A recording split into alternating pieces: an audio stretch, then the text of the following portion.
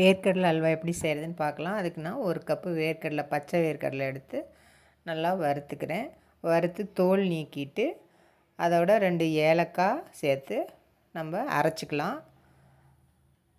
இந்த மாதிரி நல்லா அரைச்சிக்கிட்டு 1 கப்பு, எந்த கப்பில் நம்ம வேர்க்கடலை எடுத்தோமோ அதே கப்பில் 1 கப்பு பால் சேர்த்து நல்லா நைஸாக அரைச்சிக்கலாம்.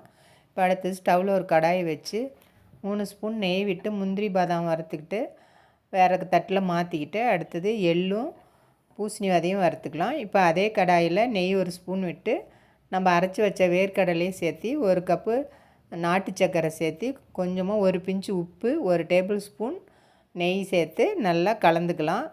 இது நல்லா கெட்டிப்பட்டு திக்காகி வரும். இப்போ நல்லா அந்த பதத்துக்கு வந்துடுச்சு. இப்போ வறுத்த வேர்க்கடலை நட்ஸ்லாம் சேர்த்து நல்லா கலந்துக்கலாம்.